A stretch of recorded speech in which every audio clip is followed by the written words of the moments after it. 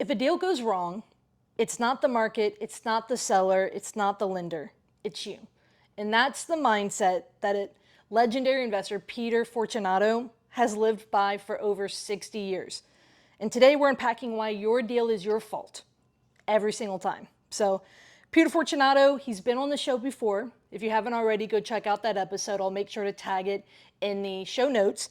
He has been investing in real estate since the 1960s. 60 years of experience, and is recognized as one of the most prolific deal makers in America. For more than 60 years, he has taught thousands of investors to think creatively, structure deals responsibly, and build wealth with integrity. So welcome back to the show, Pete. Thank you very much. You've often said your life is your fault. Why is that statement so important to you?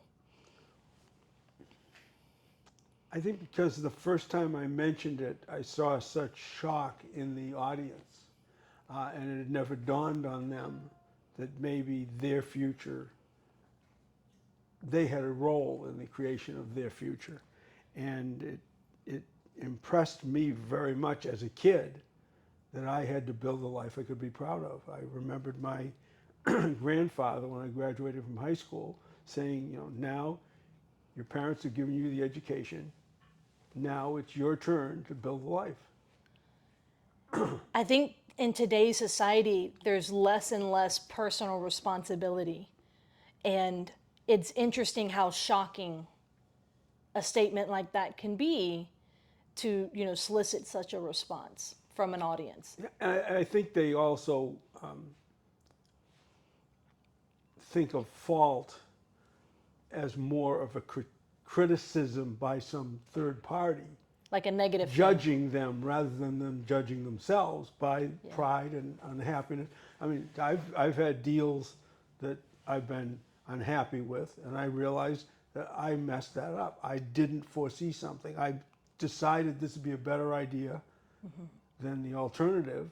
I chose wrong, and sometimes you're wrong. Yeah. And I think it's important to own up to that and say, how can I get better for the next time, right? I love how John Schaub talks about taking a deal, analyzing it, and saying, what did I do right? What did I do wrong? What could I have done better? To not carry bad habits over into the next deal. So we talk about this idea of your life is your fault, but now let's talk about your deal is your fault. So bringing that to us as real estate investors, what does that really mean to you?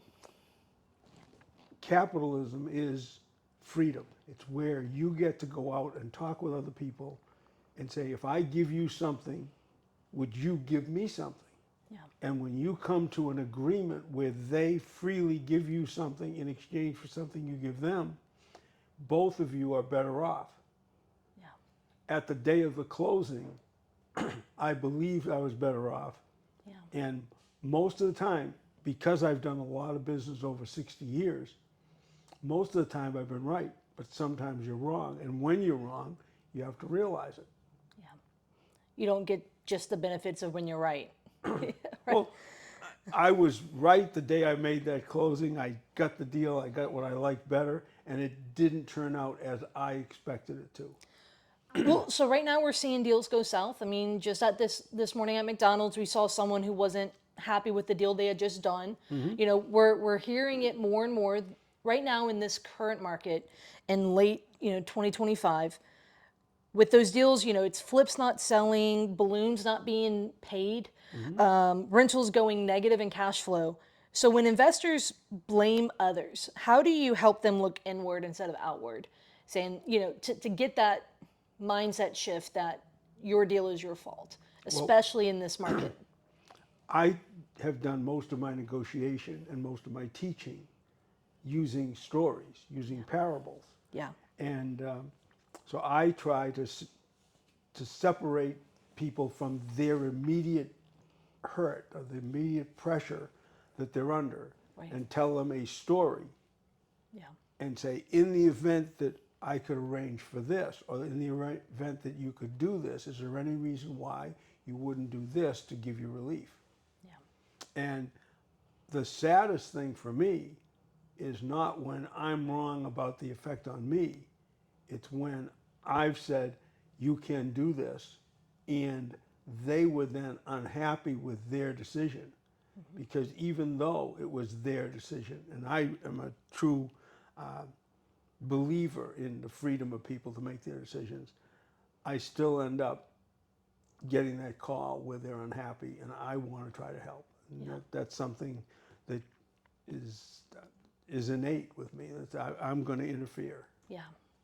No, and I think right now there's a lot of folks who, both, civilians, so sellers, owners of different properties, but also investors, whether it's note buyers, lenders, whether it's landlords, flippers, you name it. There's folks who need help, and learning how to ethically interfere, and say, when you hear someone talking about a deal going south, plenty of times you talked about how you've been in a restaurant or something and you hear someone talking and you get up and go and talk with them to say, hey, how can I help? So let's go back. You mentioned earlier you have deals that have gone south that, for yourself, none of us are immune to that. So how do you personally approach mistakes in your own deals? Can you share a story when taking full responsibility turned a bad situation into a better outcome? Well, I sold the house to a lady and I retained an option to buy it back. Okay. So I let her live above her means by selling her, back in the day, probably $125,000 house for 50. Okay. But in exchange for that $75,000, I got an option to buy the house back from her and regain my 75 and hopefully some appreciation. Yeah. And I had to lock myself out of exercising my option for 5 years. Yeah. And anytime after 5 years, I could take the house from her. And that gave her 5 years to enjoy the house. Yeah. We were both very happy with that deal until she had a change in her life. And she called me and she said, my son is sick. I need to go out of state to help my daughter-in-law take care of my son. Would you exercise your option earlier? Yeah. And so I didn't have the money to exercise the option. So I went and sold the option to someone who could exercise it. They bought the house from her, so she was happy. She was able to move on earlier. And I got an option from the person who bought the house at the discounted value Yeah. and extended my term with a second person who I gave another 5 years before I could buy it back from them. Yeah. That person said, I can't own a house. And the second person moved into the house. Okay. She said, I can't have a home and not make a profit. And so at that time, I had an option to buy the house back from the second buyer for $60,000 because I sold them the option that I had to buy it for 40, and I got $20,000 up front. And she said, I have to make at least, I said, how much do you have to make on a house? She said, at least $5,000. And so I said, well, then in that case, I don't have to exercise my option for at least 7 years. And so by buying 2 more years, I financed that $60,000 for me and gave them the profit they wanted. So in both of those cases, when an objection came up, we try to resolve it, not stop talking. Yeah. No, and saying, what would work for you? Don't tell me no. Don't shut down. How much profit Yeah. do you need? So right now, one of the biggest issues we're seeing for landlords is that their rentals are going negative with cash flow, whether that is from insurance is surely a major issue. In especially states like Louisiana, where I'm from, and Florida, here where we're at right now. But then other reasons, right? Maybe people are having to go down on rent, or they had more vacancy than they planned, and so they lost out on money or whatever. So because of the negative cash flow, we're finding investors who had a long-term plan with the property are now thinking short-term of exiting rentals. And they're saying, rentals are a bad idea. What do you say to them? Well, I probably try to buy their houses. But You say, well, here's an offer. yeah, exactly. I remember, our friend Bill, when Bill With the sold his Georgia, houses, yeah, enrichment program. Yeah. he sat and talked with us, and we said, no, no, you shouldn't do that. But he chose to do it. And now, having realized that that was a mistake, he won't do it again. And that's what you do. I sold a property, the first wraparound mortgage I ever did. I wrapped a 5.25% first with a 9.5% wrap, and thought I was very wise in structuring that deal to give the person who bought the apartment building from me, it was a fourplex, something that he could afford. And I created a yield by the 9.5 wrapping the 5.25, an excess yield for me beyond the price and the capital gain. And he was wiser than me, older than me. He wrapped my wrap with his 4 rents. Yeah. And today, that $175,000 wrap is zero. Yeah, it's been paid off. And he's got a $2 million property. Yeah. And so I learned from him I would rather wrap a note with a lease or with a rental agreement than with another note. But that still doesn't stop me from using a wrap note if it's appropriate for the people and it helps me and them. I I think that that's important. Is trying to get people to think long term right now. So many people, because of the short term pain, are trying to prescribe short term solutions versus kind of going inward and saying, wait, why did I get into this for the first place? Let me endure, let me think long term. Because you've, I can only imagine, this is my first changing market. So being in the business for 11 years, I've seen a lot of people start and a lot of people quit. Yep. And even people who kind of, you know, skyrocketed up have fallen off. People who had a lot of what you would call success. But that's something that, you know, what do you say about the mental strength that is needed to invest long term? Through different cycles, different life events, when things don't go according to plan. What do you say to investors on that front? Because I'm finding that that's not talked about a lot. People just talk about the numbers. Yeah, I think a lot of people invest as a sideline, build capital, build wealth as a sideline. Almost like like a hobby. They've got a career, Yeah. and somebody told them have a 401, Yep. invest in the stock market or whatever, but it's not a decision, a promise they made to themselves. Yeah. I promised myself when I was in high school I was going to get enough assets to fund my lifestyle because it's more efficient to fund your lifestyle with capital than it is with labor. Yeah. And so if you made that promise to yourself, I think you keep the promise that you make, whether you make it to yourself or otherwise, but surely to yourself. Yeah. I know people that did not make a promise, they just followed up on what they thought was a good idea, or they saw somebody else who was successful. I'm seeing a lot of people now who had tremendous success in the vacation rental, the short-term rental business, and then either because of politics, where their units were no longer allowed to be short-term rented, or other reasons, Like occupancy they're going not down. working. They're not working as a short-term rental. And as a long-term rental, because that was not their intention in the purchase, they took no consideration of that. And the long-term rental market does not provide enough income to pay the debt service that they agreed to when they bought the property. Because they over speculated. They thought that today was going to be forever. Yeah.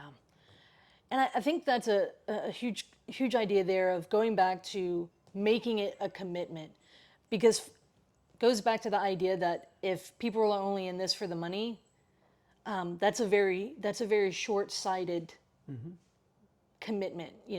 Only when it's good, when the money is good. well, there's going to be tough times, tough cycles, tough days, things when a roof goes out or whatever. But having that deeper why, to be able to have the source of income be, other than your labor to provide for your family, those things are huge. Yeah, yeah. And just doing things on purpose, saying, why would I change? Why would I take a risk? That why is different for all people. Yeah. I enjoy watching my kids making decisions about their future and investing. My son-in-law and my daughter exchanged out of a property that used to be a vacation rental, that the community had changed, and so it was no longer available as So like regulations had a changed. vacation rental, and they exchanged into an income property that is in a place that they would like to make their retirement home 20 years from now. Now, their desires may change over 20 years, but recognizing that you might like to have this 20 years from now and using the exchange to acquire a property in that area is an important decision. Yeah. And sure, life changes. As the world changes, different things come up, and you'll make an adjustment to what you're doing as the market changes, as the world changes, the politics change. I had a property that I had a 7-year option to buy back at a price that increased by 30 grand a year. And the person who I had the option to buy it from called me when Biden won the election in 2020, which was only 4 years into the deal, and said, I'm frightened of this president and of this transition. Would you exercise the option early? And so I did. I went to an IRA and borrowed the money to exercise the option to accommodate my friend, even though the contract called for 7 years and they wanted me to do it after only 4. Even though you could have held the contract and made more money, you paid attention to who was in the deal and what they needed. Yeah.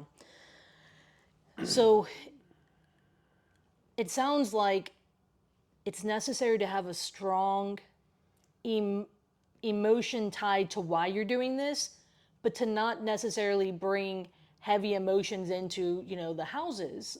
But you should, as you've taught, you should have the emotion of caring. Not, oh, I love this house because of, the way the inside of the house looks or anything like that. But because so many folks, I feel like they're just like, they don't have emotion tied to it, whether it's why they're doing real estate or anything like that. They're just, well, if the numbers work, I'll do the deal. If the numbers don't work. And so a lot of that kind of points to the data. And you and I have been talking about this a lot. The macroeconomics. A lot of people, when they do deals, it's based on the macroeconomics. And right now they're saying, oh, I don't know, it's a good time to buy right now. Have you seen the headlines? Have you seen the data?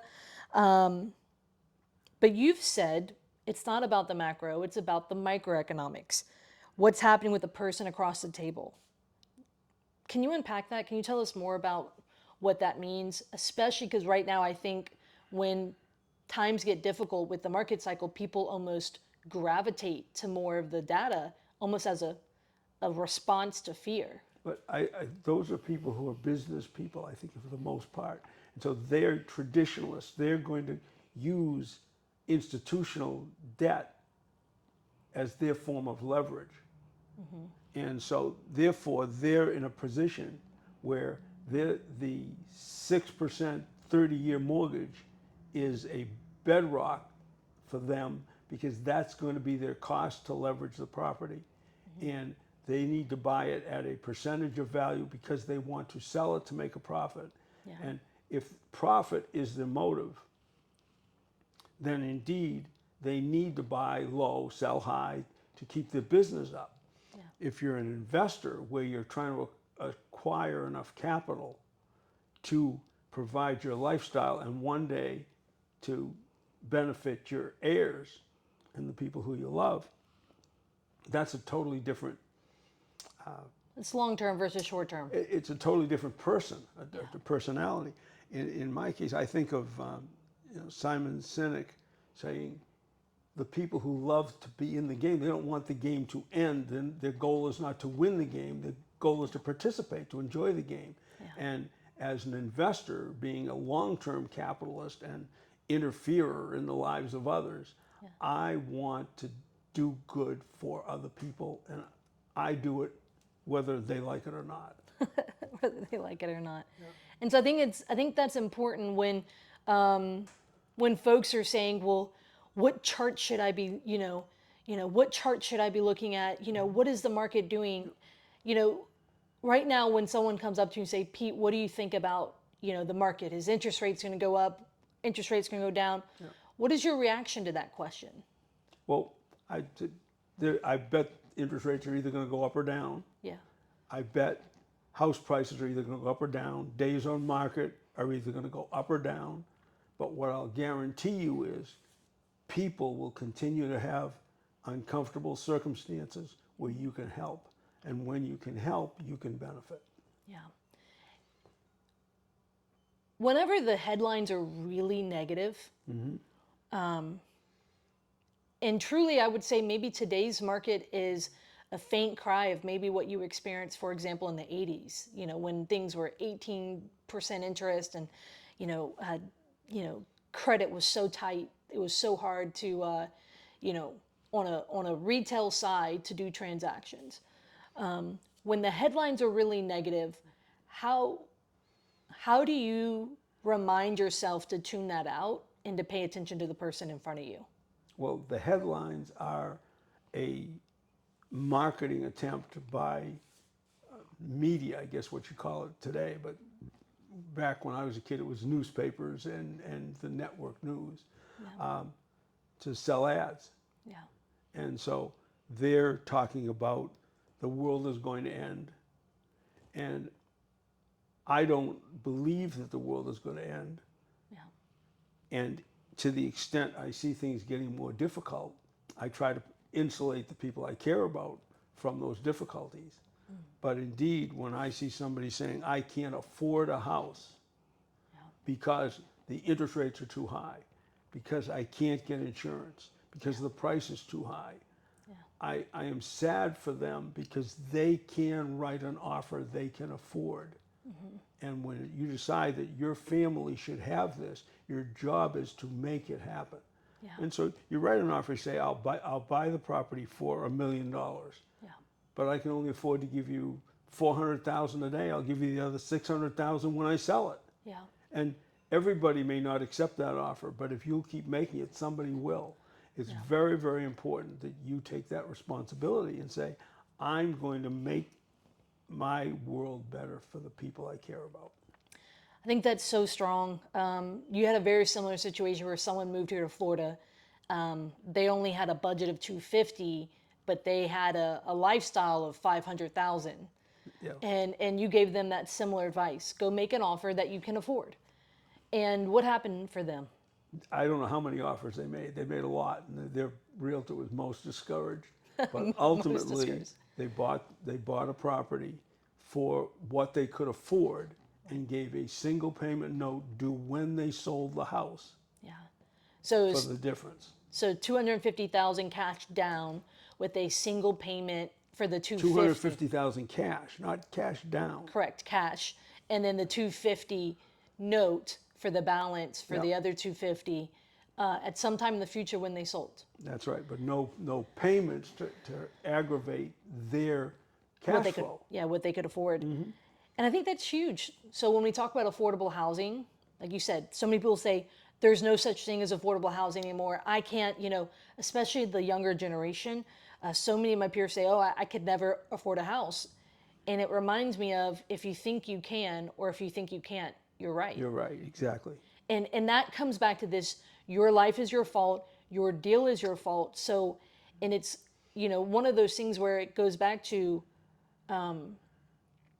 how are you showing up? Is it your mindset, your thinking? Is it the influences? For example, do you have the news on 24/7, and is that influencing, how you see the current market and really misleading you with their agenda or whatever it may be? But you've always said, and I want to kind of kind of transition to this. You've always said, this business is about people, not the properties. Like the properties are a byproduct, right? It's Yeah, about it's the about the allies, people. the catalyst. In the event that a deal doesn't go according to plan and a seller or partner, an ally, feels wrong, even unintentionally, how do you repair that relationship while still protecting your position? What does that look like? Because I see right now we've had a lot of people who say, whether it's a lender, whether it's a partner, we're seeing relationships get impacted. Yeah. I think first, you never risk a long-term relationship for short-term profit. So you don't make that mistake. That's big. That you just decide, I need this short-term benefit and I'll risk a long-term relationship, because the long-term relationship is more valuable. Yeah. The friendship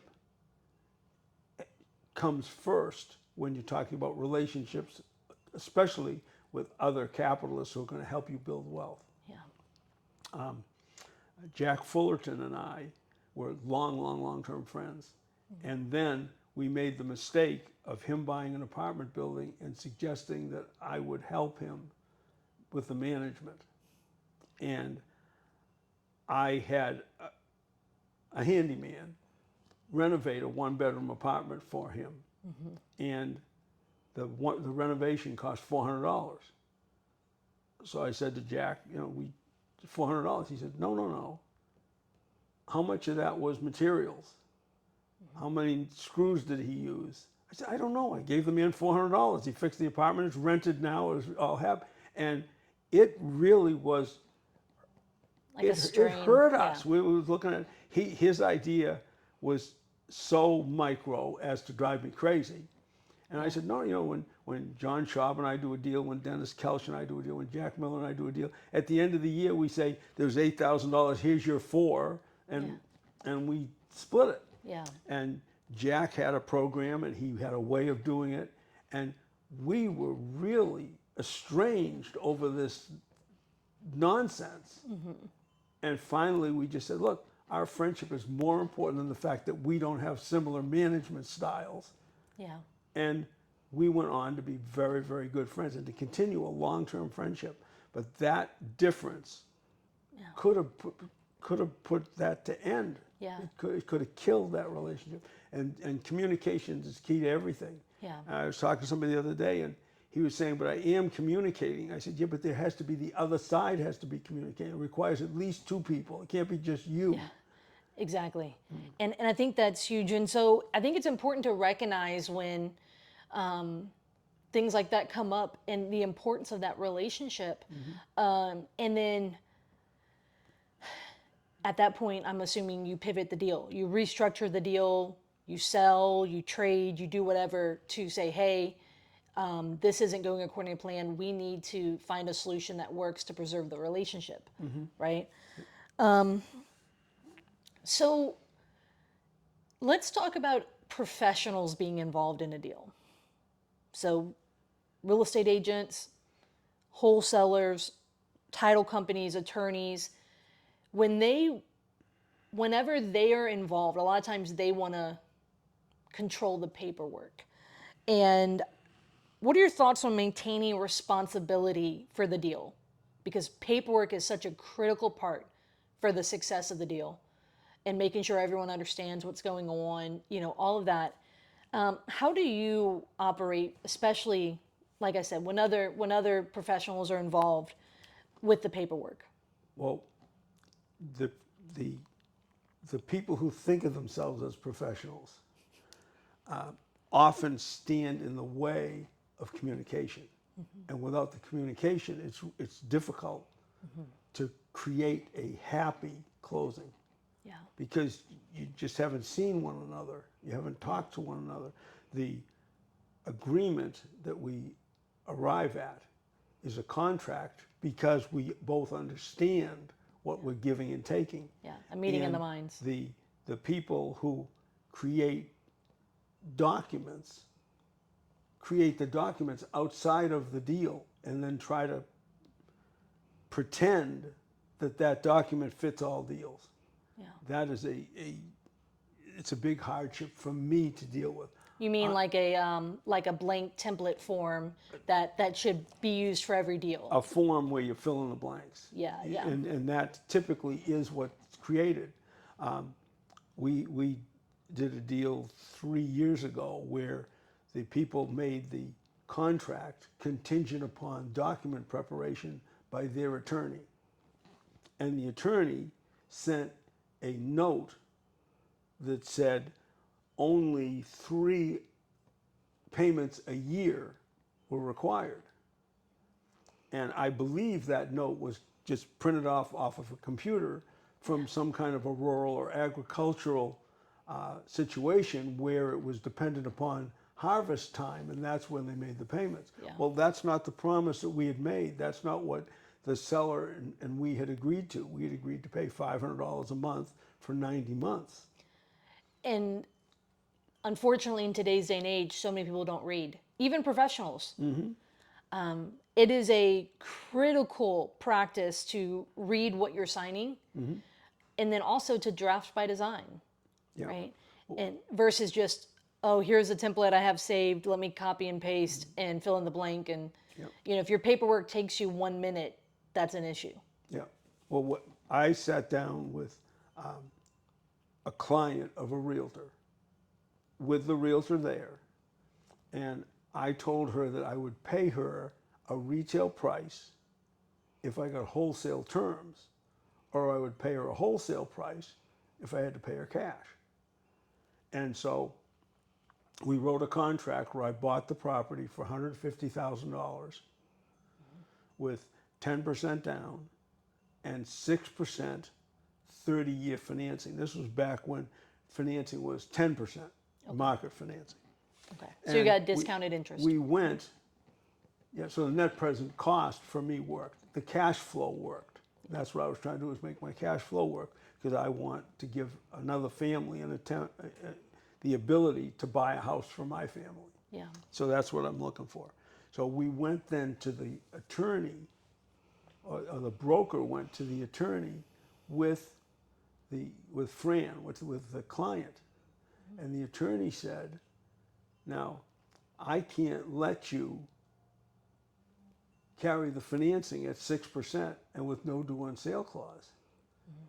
And the client said to the attorney, Mr. Fortunato said that he could buy it at retail price with wholesale terms at 6% or at a wholesale price. I want to sell it at retail, and so we are going to carry it 6%. And the broker said, thank goodness you had talked with her so she understood why that deal happened, so she was able to respond when the attorney tried to interfere in the deal. Yeah. I had a very similar story where I had 30-year financing. Someone had reached out to me. She had a listing agent, but she reached out to me and asked me to make an offer. And I said, well, we're going to have to involve your agent. But our first conversation was coming to an agreement. And we came to an agreement, 30-year financing, no balloon. But I had a prepayment penalty that equaled her remaining balance of interest to protect her. Yeah. And we had sat down, we talked through all these things. One of the times we sat down, she had 25 questions for me. And I said, you know what? I'm thankful because you're thinking this through, you know? And then that next conversation, it had been presented, you know, I had it presented to the agent because we were going to, you know, paper it up to be able to move the deal forward. And the agent was like, this woman is going to take advantage of you. You're giving her 30-year financing at a lower interest. She's just going to immediately refinance you and save all that money on interest. And we had both seen that email come through with those objections from the professional.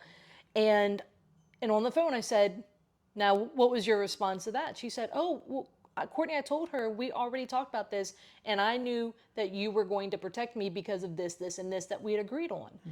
And so a huge part to that is making sure that people understand and getting, how do we get the professionals to understand that communication is necessary, whether it, for example, is a realtor, a wholesaler, title company? Well, the business person in the middle is in business, and they create cookie cutters. Yeah, They transactions. have their traditions. Yeah. And so they're doing it that way, and they want it to be that way. when we sit down with people, we're saying, how can we help? And we don't know how that's going to be.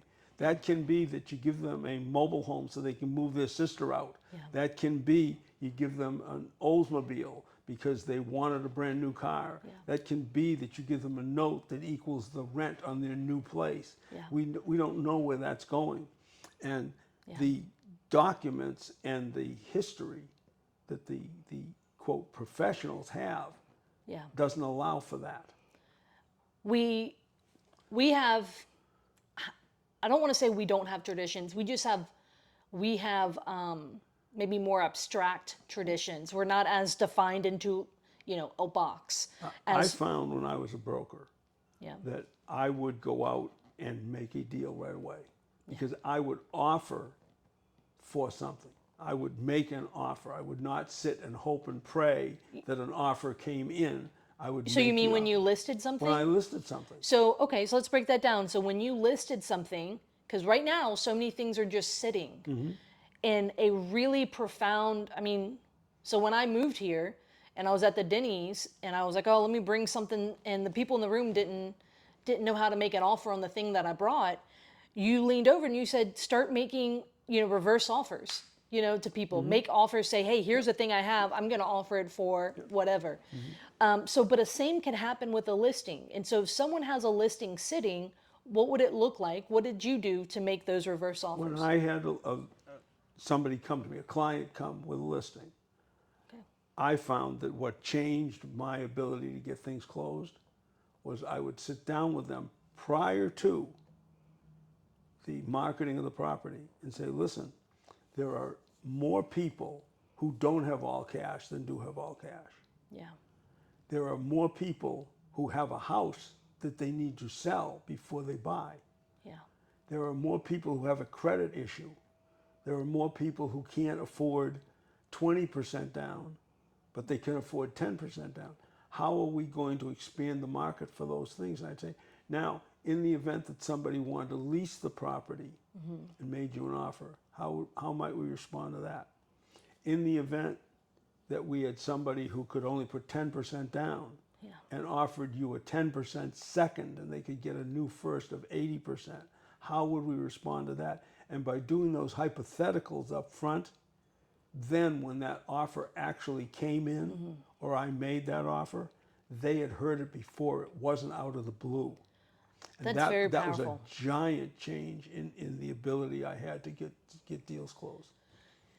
And this is very impactful because you're setting the stage that we may receive offers that are not cookie cutter. All cash closed on Thursday, right? Correct. And so we need to see those as opportunities to create a buyer. And when you ask them, how many people do you think have all cash? They come up with a small number. They know it's not the whole world has that. Yeah, because they don't have that. And Often. the contingent Yeah. deals, you get a house that's contracted for contingent upon the sale of the other house. Right. And we would explore before there was ever an offer, what if we said, we'll take as a down payment a note secured by their house due whenever they sell it, so they can therefore close on our house. Yeah. What if we took their house in trade because their house is a better rental than Yeah. our house is? And so we would have that discussion. So when it came up, they were not blindsided by the fact that there was an offer that wasn't exactly what they thought was going to happen. Yeah. That's the way I negotiate with people all the time. Yeah. I tell them a story. I negotiate with parables. Yeah. So I tell them that story. There's a simple story can convey, can teach a complex idea, Yeah. like what happens if somebody has a house they have to sell. Yeah. And because I've walked through that and said, in the event that we got that offer, how would we respond? Yeah. Then they're ready when that offer, if that offer comes in.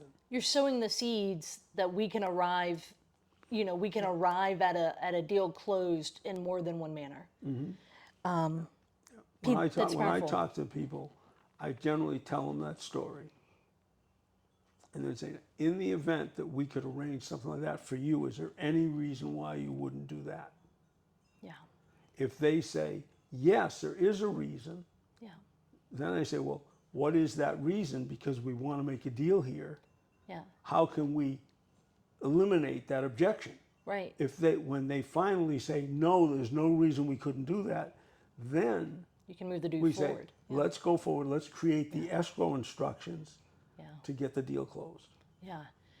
Right. And it's isolating those objections. Mm-hmm. But so many people don't talk through these things. They don't. All these objections are silent. They're not communicating, and they're not bringing. They're not.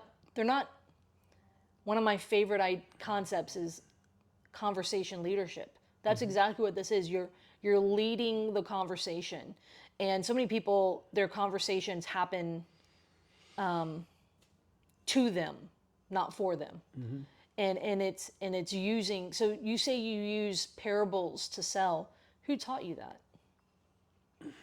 What influenced that? How did you learn that that works? I went to Sunday school, paid attention to The good book. Jesus. Yes. You know, the parables work. That's how you teach Yeah. complex ideas with a simple story.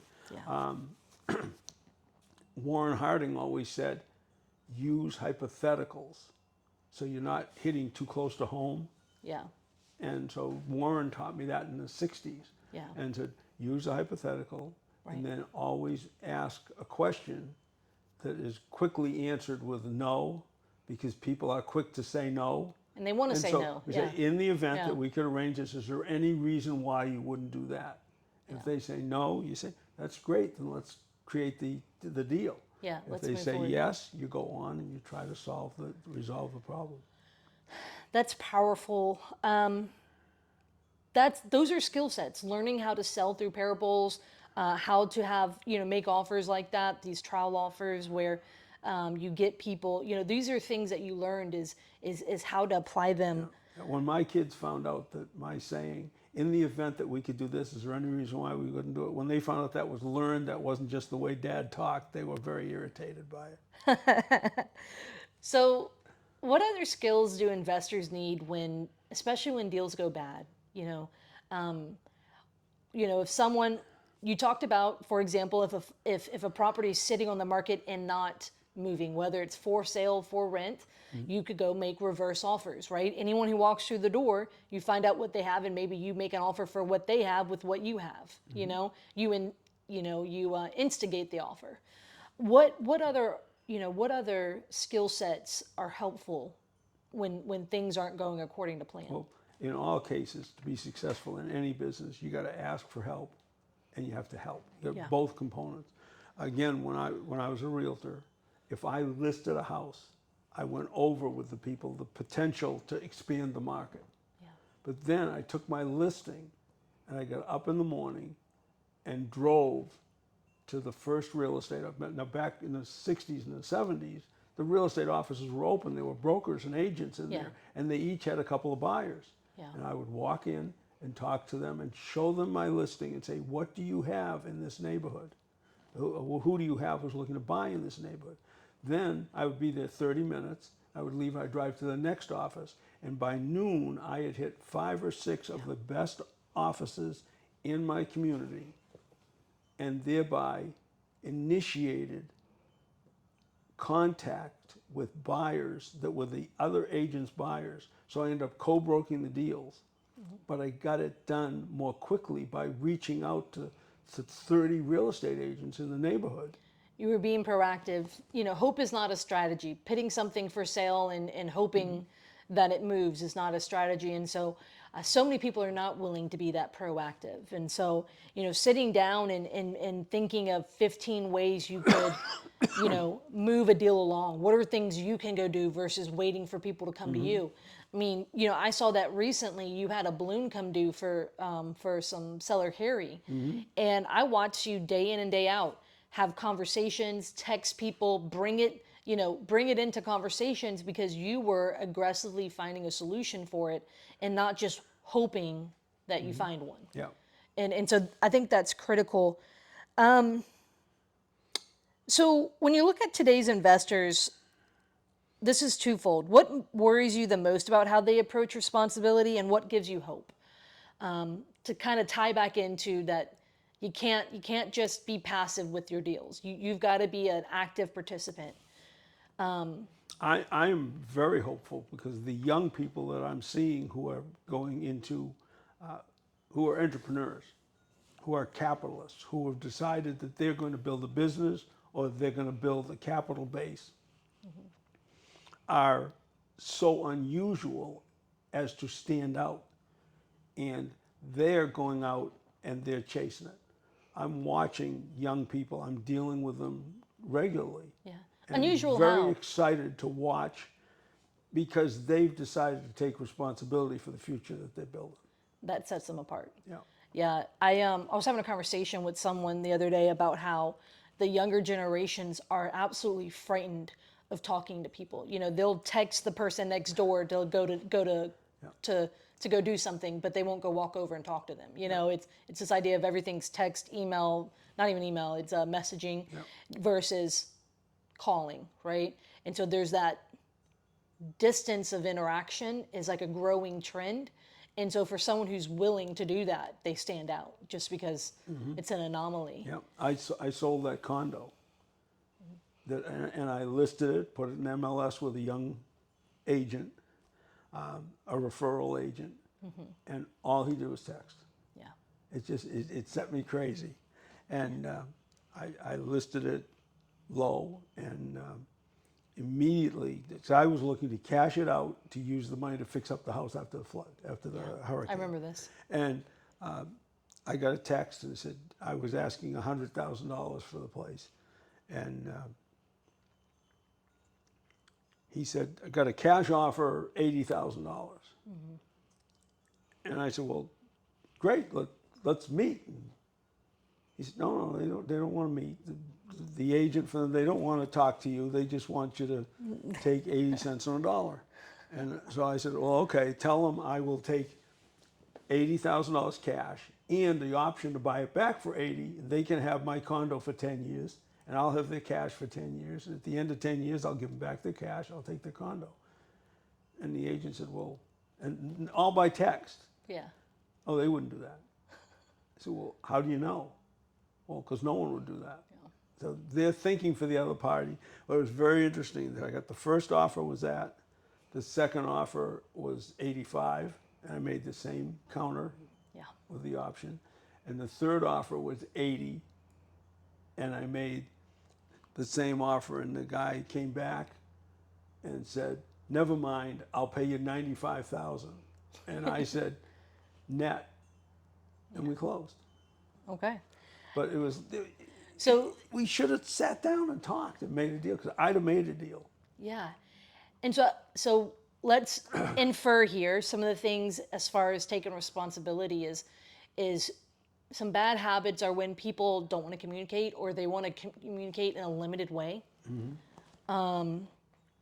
Or they are there's a lot of people who let their traditions interfere. Let's, we need to recognize when our traditions are interfering because we're,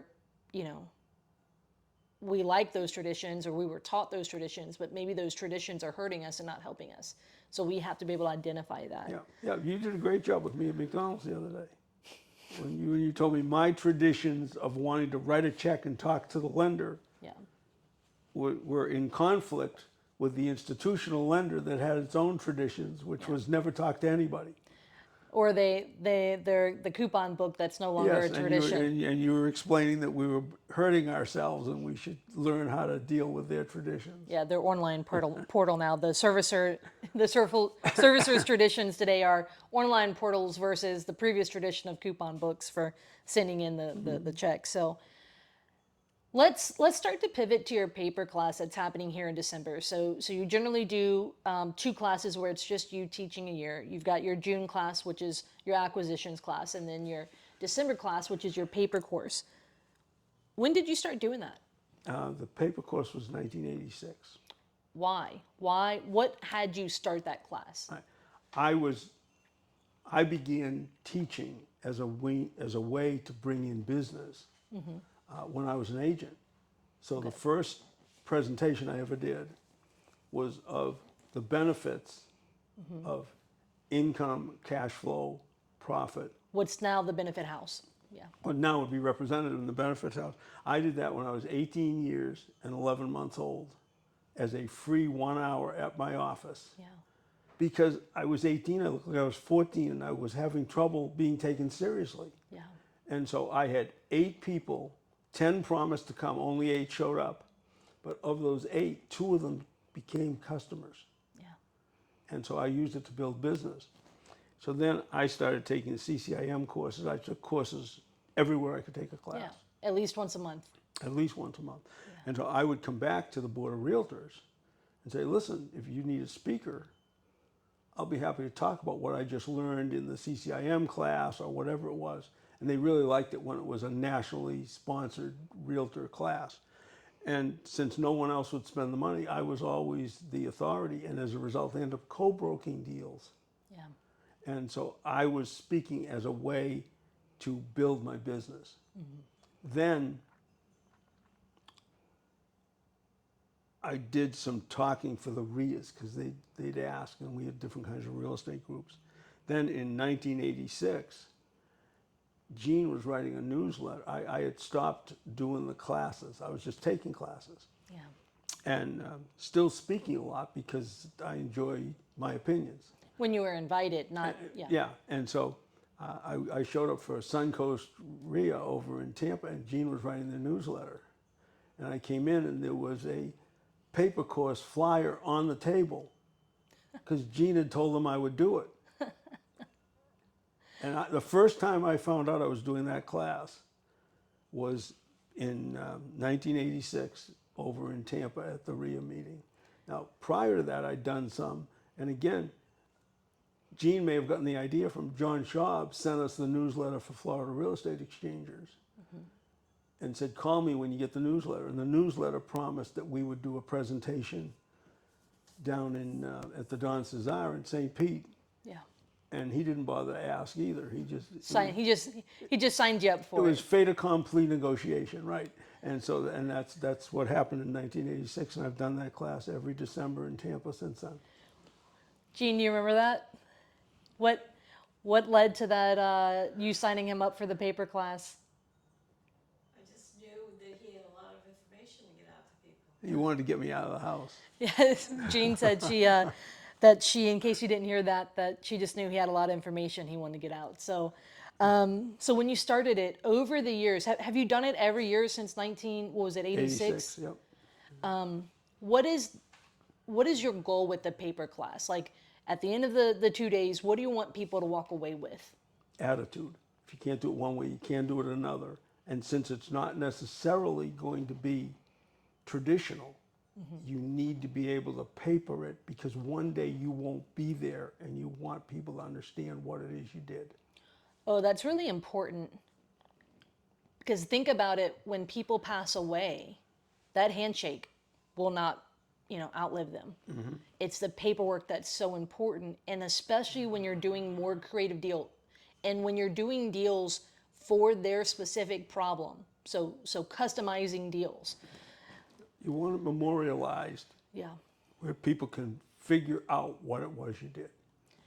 That is so important, and to be able to as you learn how to solve more problems with more tools and to solve more problems because you're dealing with more people and each person has a different problem, you want to be able to reflect that in the paperwork and be strong, because as deals go south, one of the first things people look to is the paperwork, right? What are your thoughts on that? Well, people ask me all the time, where did you get your training? And I tell them, high school English, Mrs. Corbett.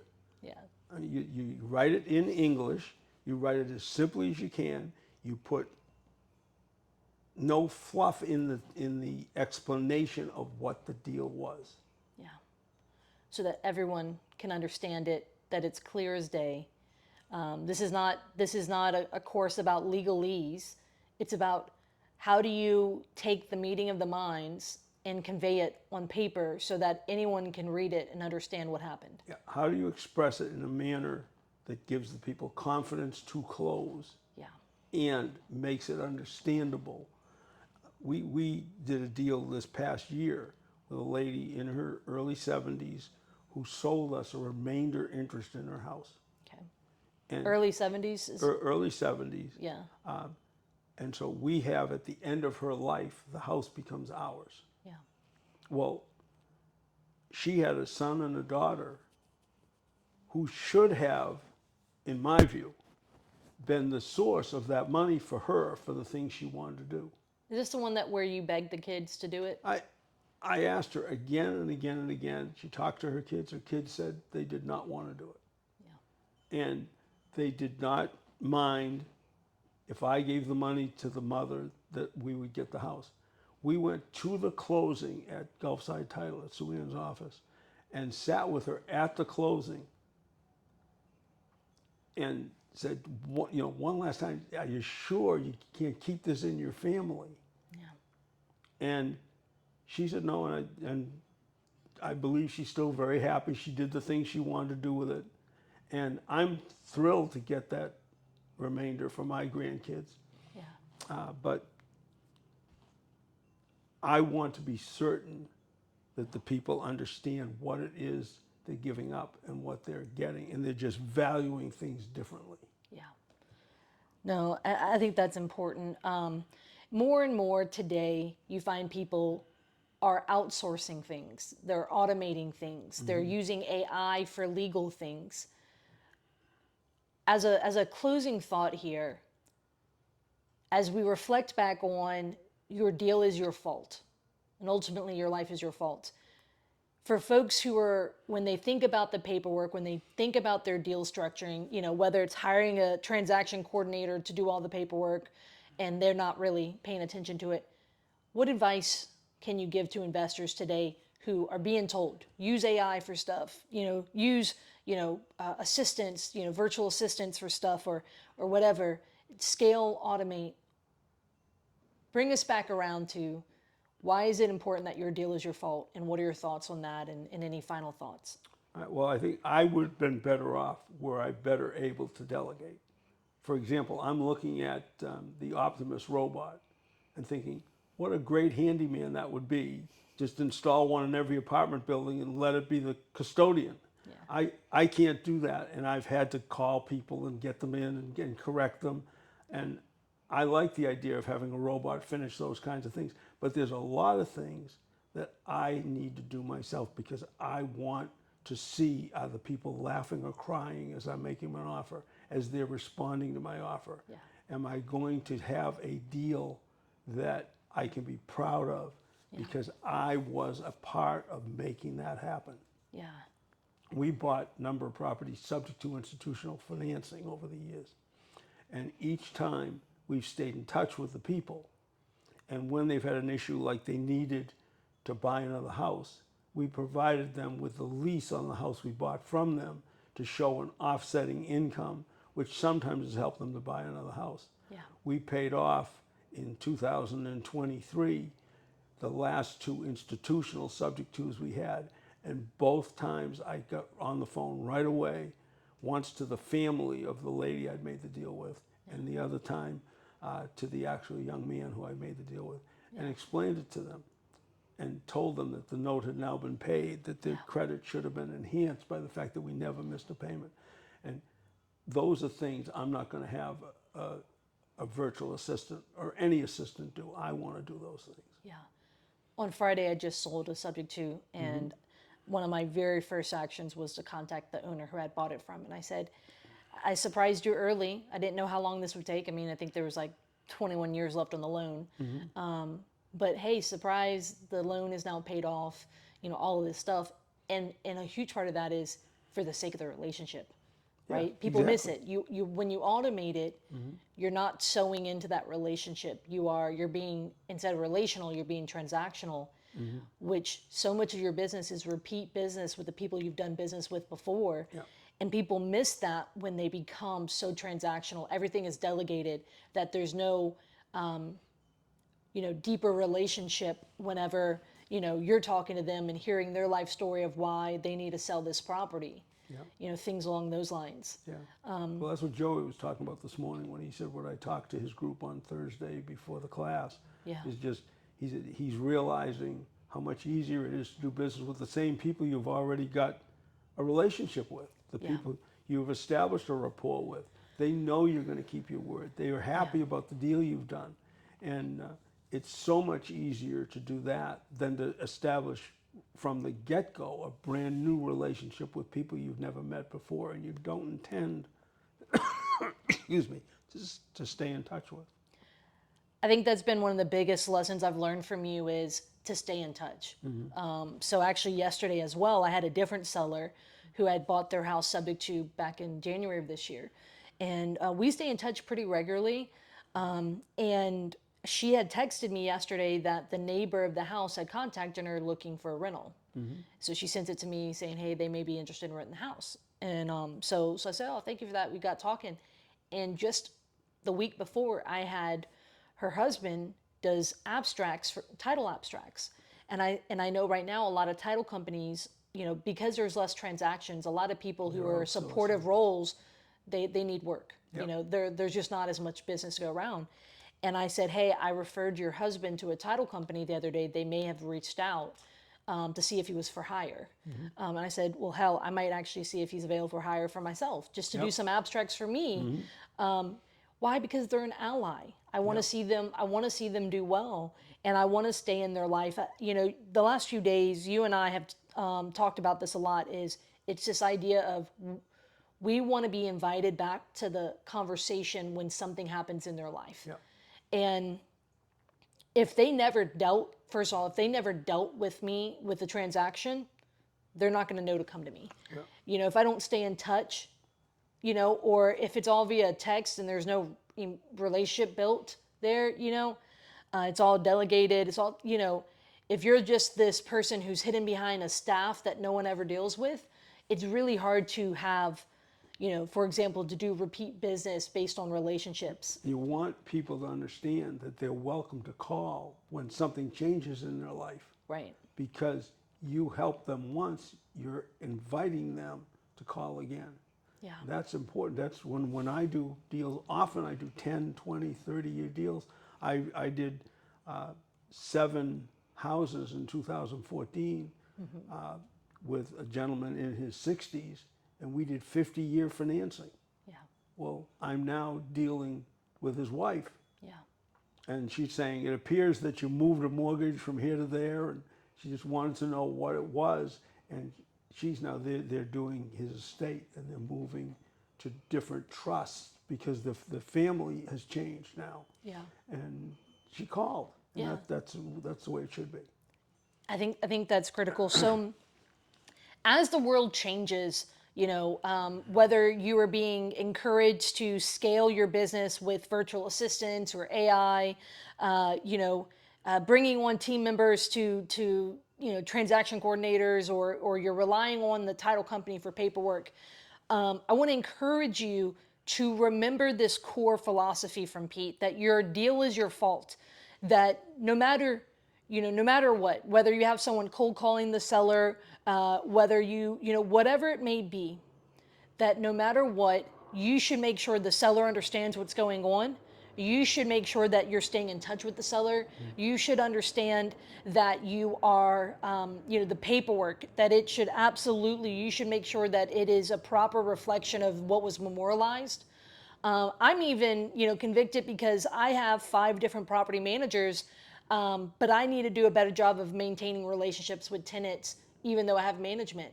Can I still send them a gift throughout the year to, or at the end of the year, like I do my other professional partners, just to instill, and since I recognize that there's a disconnect there relationally, and they play a very important part in my wealth building strategy. So if you have not taken his paper class, there is no reason why you should not be there December 6th and 7th. He's not going to say this, so I will say it. It's at the Holiday Inn in West Shore in Tampa, in the West Shore area. If you go to peterfortunato.com, you can see where you can get a ticket. Again, December 6th and 7th. The manual alone, a few hundred pages, case study after case study, phenomenal class. I think this will be my 5th or 6th time attending it. This is a phenomenal opportunity. I want to encourage you more than ever. You would benefit from coming and saying, what other tools can I do, use. How can I look at the deals? Maybe you have deals that are not, going according to plan. Let this class be an opportunity for you to come and get the juices flowing, get around creative folks and say, maybe this one class, the investment in this class can help you resolve a deal you're trying to figure out right now. And so definitely join me. I'll be a student. I'll be there on the back row both days. So go and sign up. I'll put more information in the show notes. Any final thoughts, Pete? I think our business is based upon asking for help when you need it and offering help. And if you'll do that, and then you'll stay in touch with people, the saddest thing I think that I see is when I go to the RIAs and I ask them, has anybody done business? And they've all done some kind of business. Yeah. And I then ask, what are those people doing now? Where are they now? Yeah. They've lost touch, and that's a mistake. Because that was business hard earned. Yeah. And you're neglecting it. And that is a big thing that I've had to learn, because I did hundreds of deals and never really thought about those people after doing the deal. And it is a horrible business practice, right? Especially on the transactional side. And there's so much. I mean, we had a guy come to McDonald's who said, business is slow, what I do. And he had 900 transactions he had done. We said, start calling. Call the people you've done business with. Right? I mean, out of 900, could you maybe get a deal? I would think so. Those odds are pretty good. Yeah. When I did the talk for Gary Johnston Yeah. on relationships and wealth building, I was doing an outline for the presentation. I was sitting here, one of my friends who had a We Buy Ugly Houses Yeah. business was sitting here, and I was going through my outline. He said, gee, you've done 71 transactions with 4 families. Yeah. And he said, I've done 500 transactions with 499 families. He said, somehow your history sounds easier than mine. And he was absolutely right. Yeah. So I'm also going to get the information. Joey Long, who's been on the podcast before, I'll link his episode as well, because I just interviewed him at that flip he did, and part of that was talking about how that was not the first deal he had done with that family, and That's he had right. learned that from you, right? So Joey's quarterly meetup is going to be on, I think it's the 4th, the Thursday before Pete's class.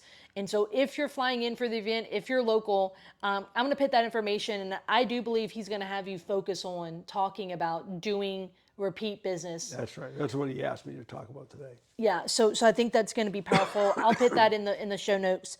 So to wrap it up here, guys, what I love about this conversation with Pete, which I always enjoy, Pete, thank you so much for letting me come over and have another conversation with you. I enjoyed it every morning at McDonald's, and obviously I've enjoyed it enough to move down here to be around you guys more regularly. But what I enjoy is that it takes success out of theory and puts it back into our hands, saying like, this isn't luck, this isn't, this, didn't just happen. It happened by design, and it puts it back. We can take responsibility. This isn't, someone was born into it or they just happened upon it. It's not the market, right? It's not those headlines. It's not, if it's a good market or a bad market. It's speculation. It's not the lender, whether interest rates are low or high. It's not the other guy. It's how you structure the deal. It's how you treat the people involved and how you take responsibility when things don't go as planned.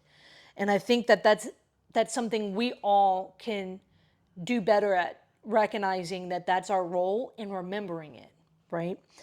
And that's the kind of success we talk about here, the kind that starts and ends with ownership. So thanks for listening to the Strategic Success Podcast. I'm Courtney Fricke. If today's episode challenged you to think about responsibility and deal making, share it with another investor who needs to hear it. Right now, more than ever, there are investors whose deals aren't going according to plan, and so this is a message we want them to hear. And make sure you're following for more conversations that help make the next decision towards whatever success looks like for you just a little bit easier as you take that next step. Pete, as always, thank you for joining. Thanks, and Courtney. guys, I look forward to seeing you at his paper course December 6th and 7th. Thank you very much.